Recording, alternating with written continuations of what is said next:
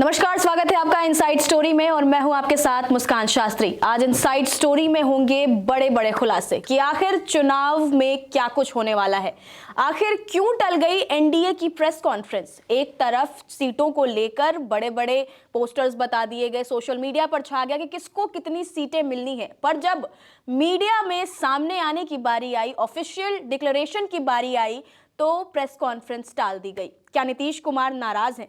क्या इसकी वजह नीतीश कुमार हैं? क्या नीतीश कुमार बीजेपी का खेल समझ गए? ऐसे कई सवाल जो है इस प्रेस कॉन्फ्रेंस के टलने के बाद आप सबके मन में और हमारे मन में भी है। तो आज इन्हीं मुद्दों को लेकर चर्चा होगी। हमारे साथ चर्चा के लिए मौजूद है हमारे सहयोगी डॉक्टर संजीव त्रिवेदी। बहुत स्वागत है आपका। सबसे पहले और सबसे बड़ा सवाल तो यह है कि आखिर प्रेस कॉन्फ्रेंस क्यों टाल दी गई? प्रेस कॉन्फ्रेंस में वो तमाम बातें जो कल की घोषणा के बाद साफ नहीं हुई थी, उनको जाहिर होना था। मतलब कि कौन सी पार्टी कौन सा सीट लड़ने जा रही है। आंकड़े तो आपने बता दिए और अभी तक कयासों के दायरे में ही चीज़ें हैं। तो प्रेस कॉन्फ्रेंस के ज़रिए ये पता चल पाता कि क्वालिटी ऑफ सीट्स वो किसको ज़्यादा हासिल हुई हैं। क्वालिटी ऑफ सीट से तात्पर्य ये होता है कि बहुत सी ऐसी सीटें होती हैं जहां पर कोई एक गठबंधन नहीं जीत सकता है, ये पहले से तय होता है। जैसे मान लीजिए कि सीमांचल की सीटें हैं, भारतीय जनता पार्टी को उधर दिक्कत होगी, एनडीए को दिक्कत होगी, ये मानकर चला जा सकता है। तो क्वालिटी ऑफ सीट्स आखिरकार कैसी हैं, किसको कौन सी अच्छी सीटें मिली हैं या बुरी सीटें मिली हैं? क्या जनता दल यूनाइटेड को ही सारी सीमांचल की दे दी गई हैं, या फिर शाहाबाद और ख़ास तौर पर वो इलाका जो पिछली दफ़ा एनडीए के लिए बहुत अच्छा साबित हुआ था, वो तमाम भारतीय जनता पार्टी के पास है कि जेडीयू के पास है कि एलजेपी के पास है, चंपारण का जो इलाका है। तो ये तमाम ऐसे प्रश्न थे जो आज की तारीख में घोषित होने थे, सब कुछ साफ साफ होना था। लेकिन हुआ यूं कि अचानक खबर आई कि अब ये प्रेस कॉन्फ्रेंस नहीं होगी और उसके बाद से ही ये चर्चाएं आम हो गई हैं कि कहीं ना कहीं वो विरोध और बगावत और नाराज़गी जो सतह के भीतर एनडीए में है, वो धीरे धीरे अब सब लोगों को पता लगने लगा है कि कहीं ना कहीं कुछ तो है जो कि बहुत ज़्यादा समथिंग डजंट एड अप। वो ऐसा लग रहा है कि कुछ इनकॉन्ग्रुएंसीज हैं जो कि लोगों को परेशान कर रही हैं। क्या चिराग पासवान को मिली ज़्यादा सीट दरअसल भारतीय जनता पार्टी का एक तरीका है नीतीश कुमार को दायरे में लेने का? क्या कोई ऐसी योजना बन चुकी जिसमें कि नीतीश कुमार की जो रेलेवेंस है वो कॉम्प्रोमाइज्ड हो गई इस बार?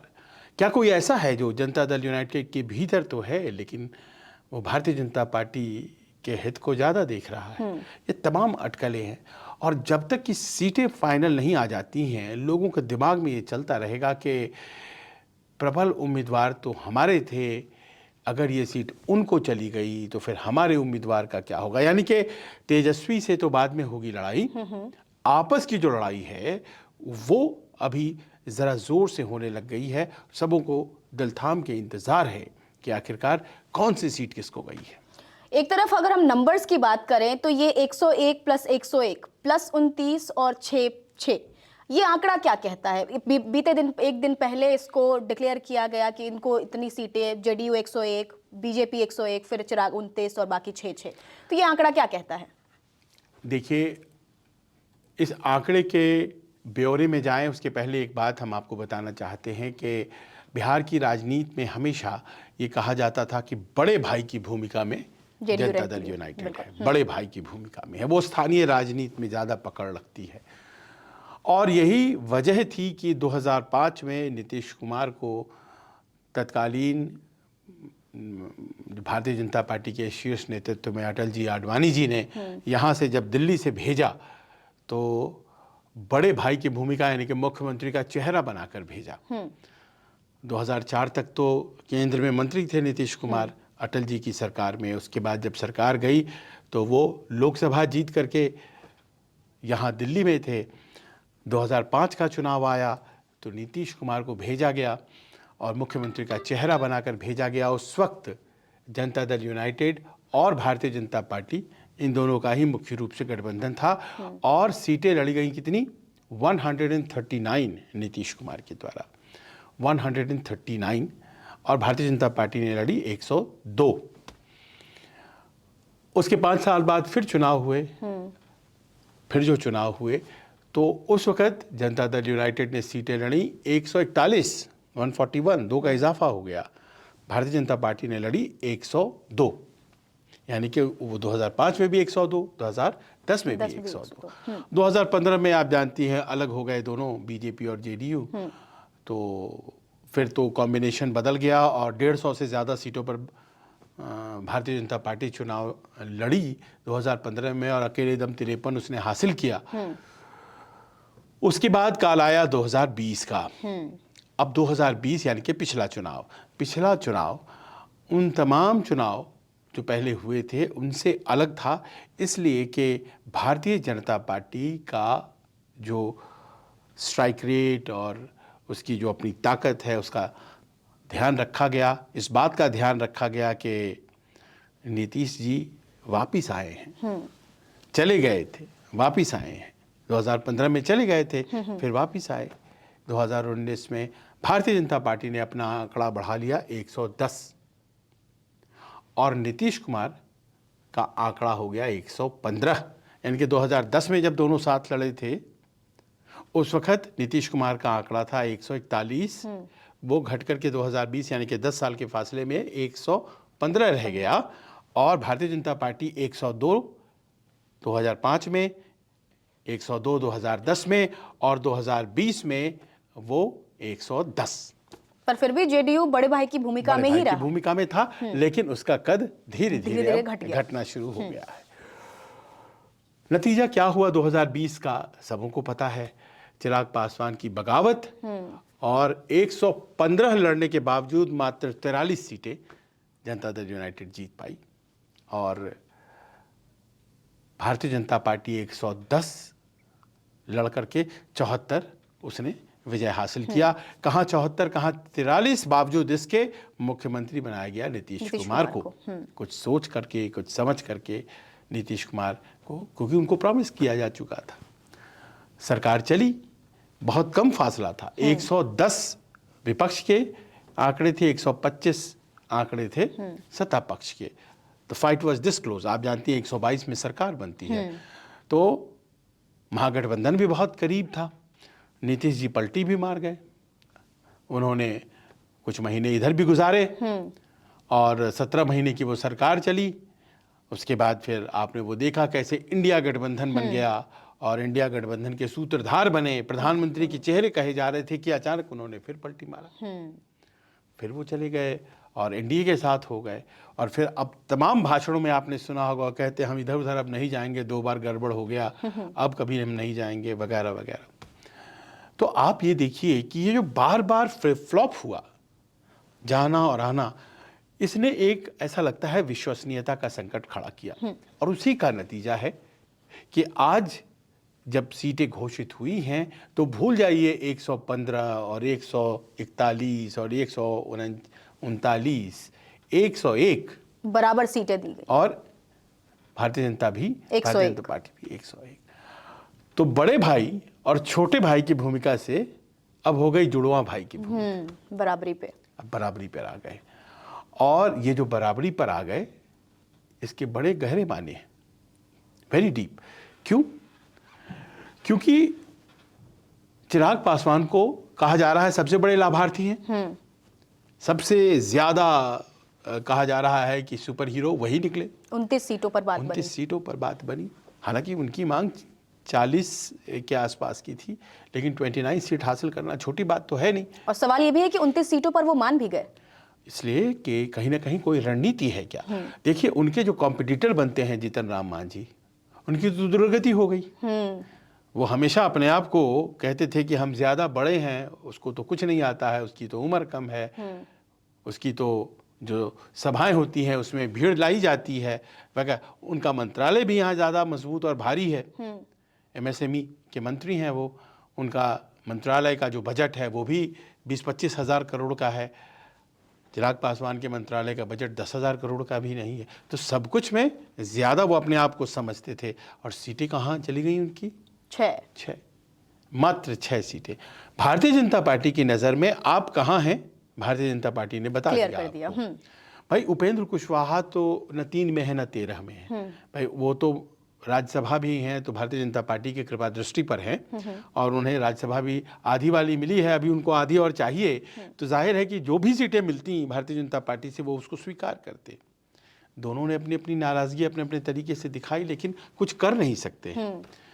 पर चिराग पासवान को 29 सीट लोग कैसे देख रहे हैं?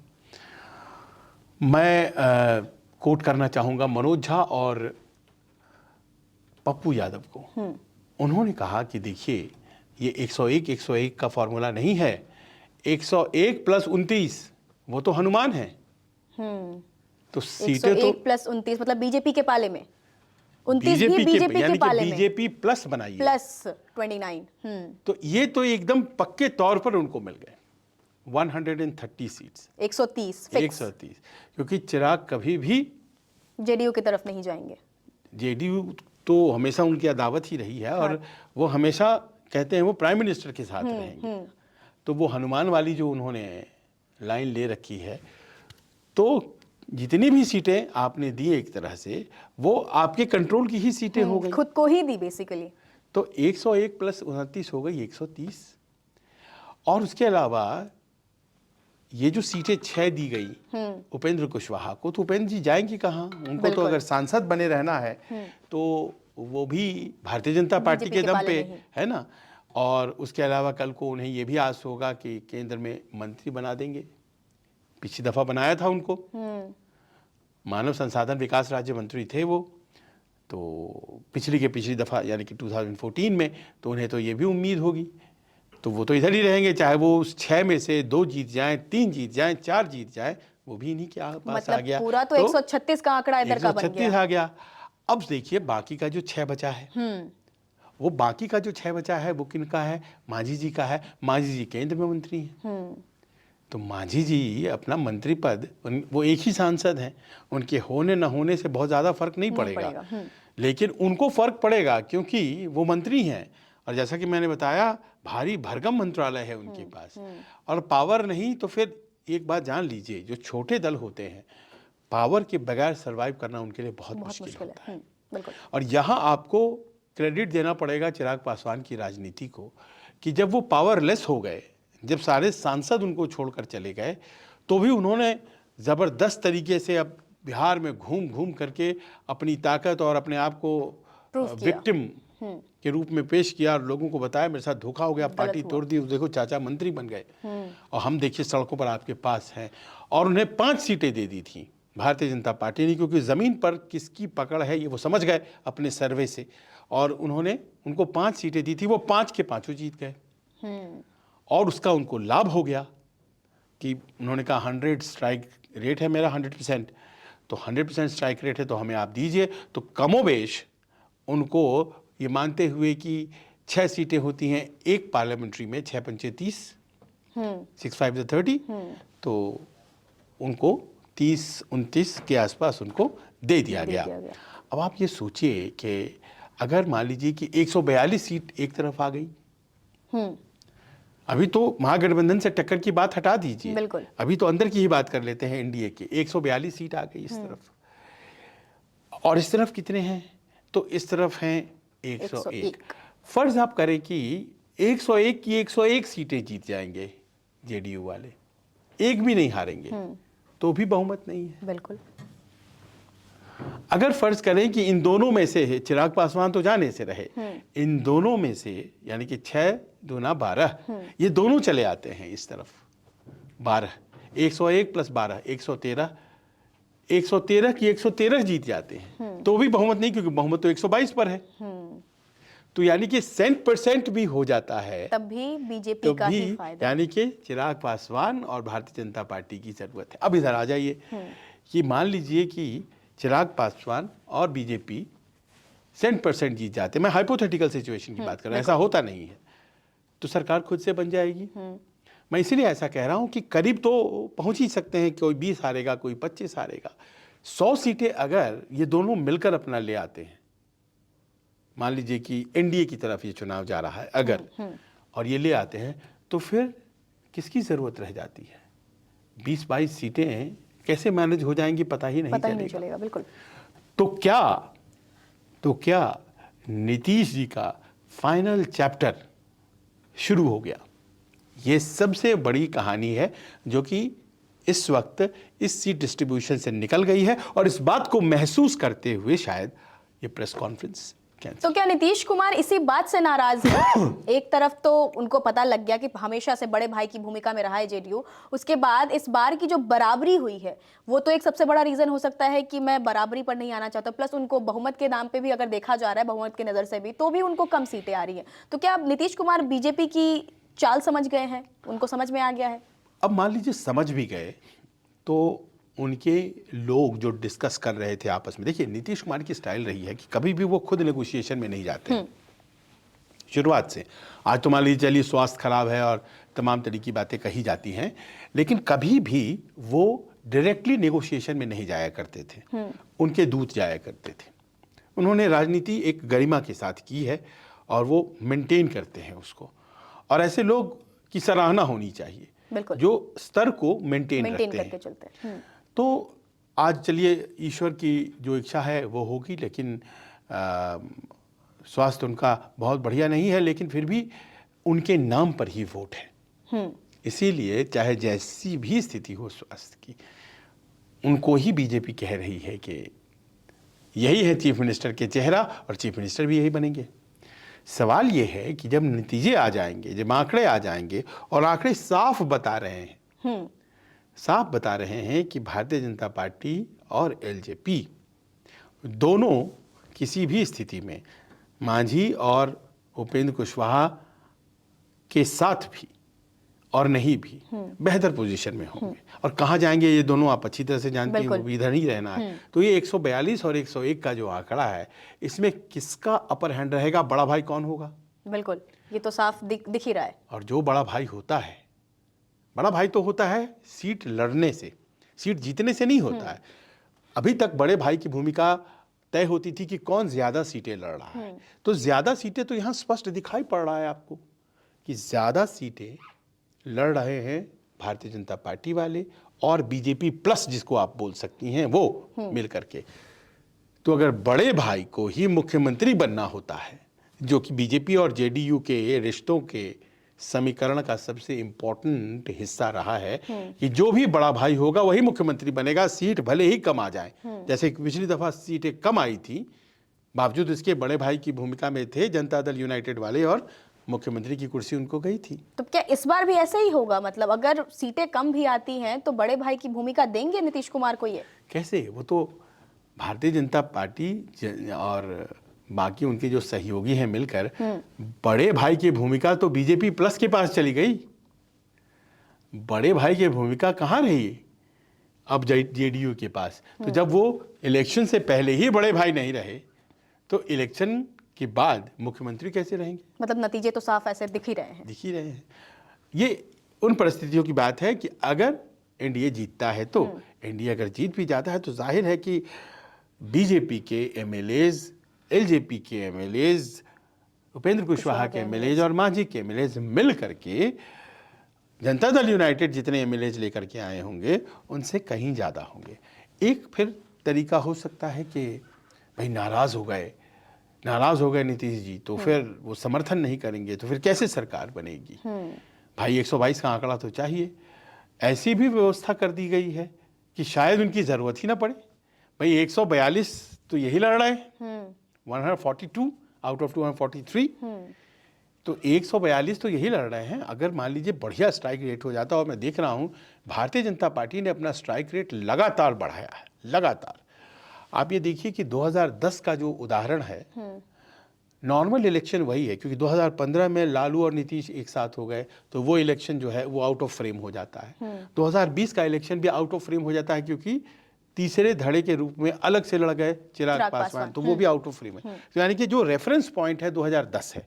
2010 में जो चुनाव लड़ा गया था बीजेपी और जेडीयू, ये दोनों एक साथ थे और जीत जो हुई थी इतनी प्रचंड जीत हुई थी कि जो नेता विपक्ष बनने के लिए चाहिए होता है बिहार में 24 सीट 24, आरजेडी को वो भी नहीं आई थी।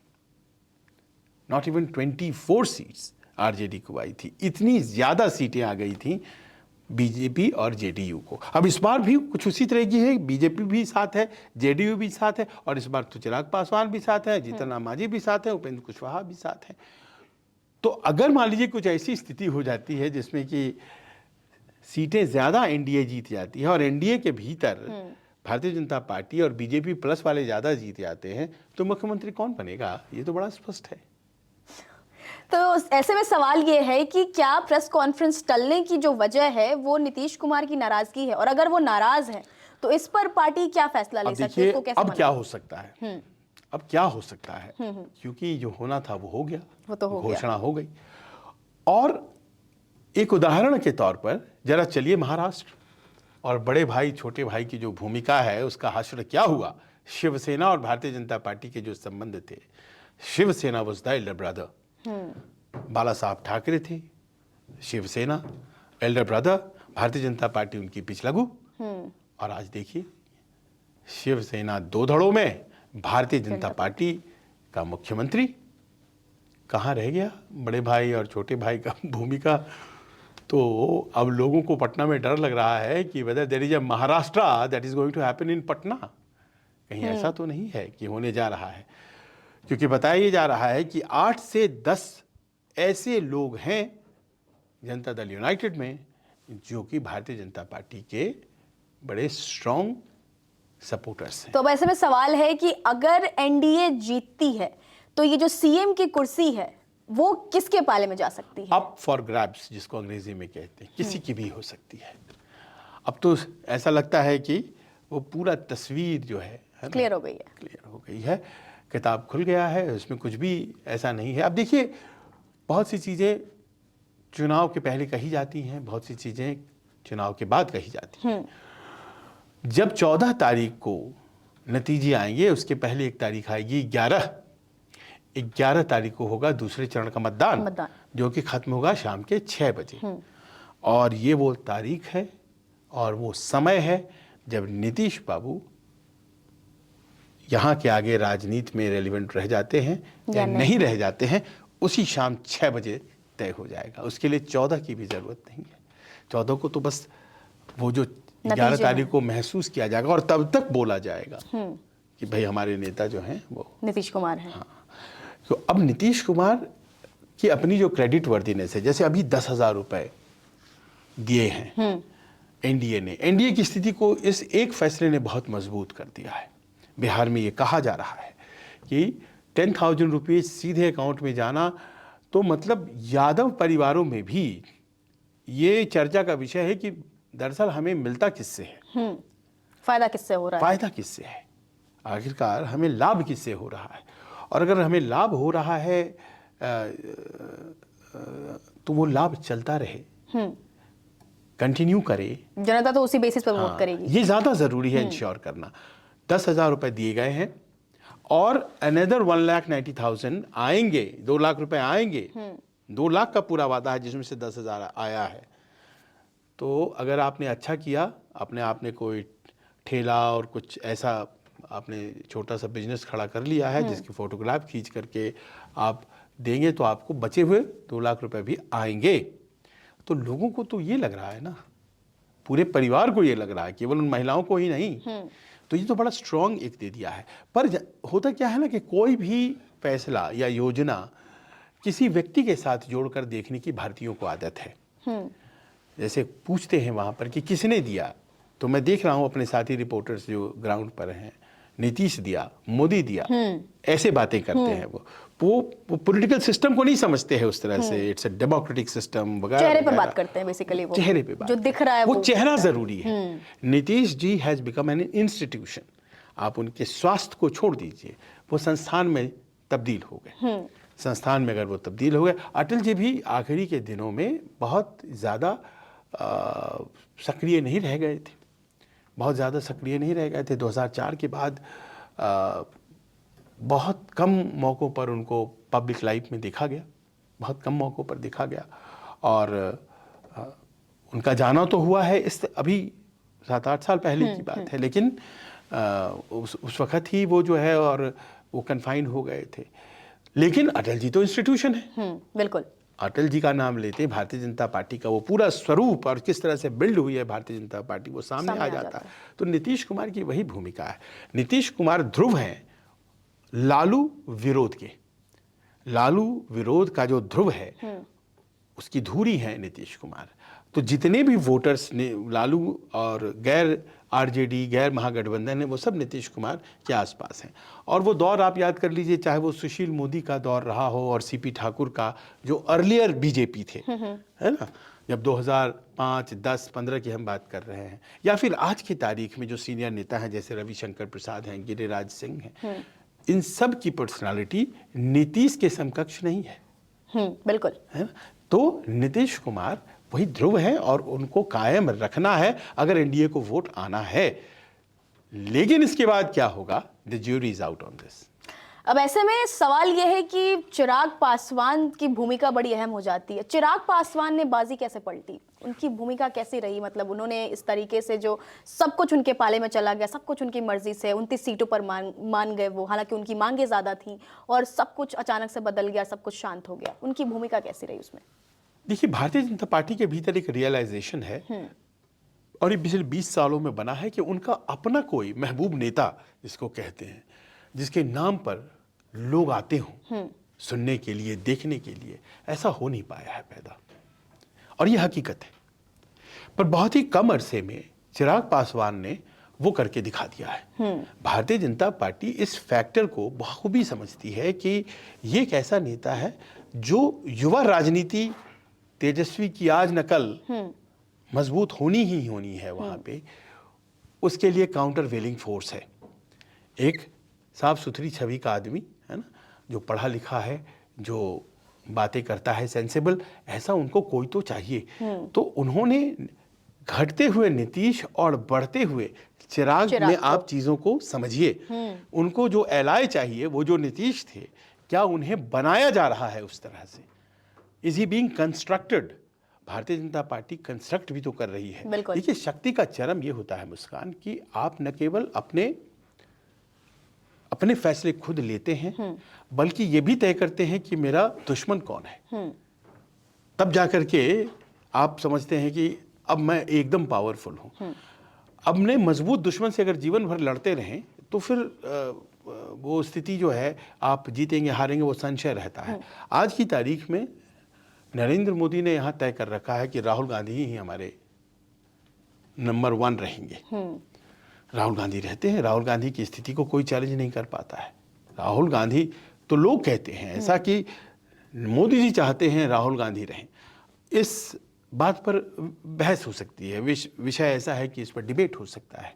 लेकिन शक्ति का चरम, अब देखिए कि ये चरम समझते समझते अचानक इस बार 240 पर पहुंच गए।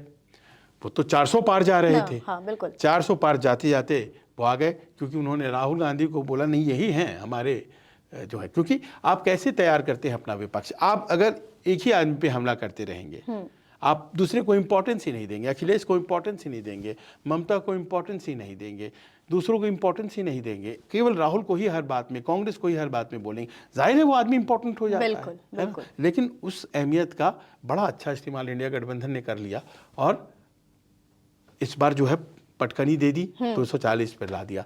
तो उसी प्रकार की स्थिति है वहाँ पर।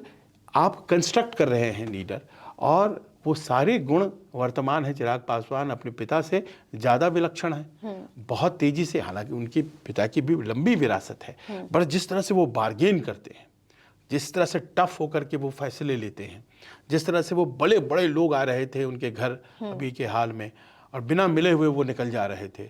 वो एकदम जैसे वीणा के तार को खींचना होता है।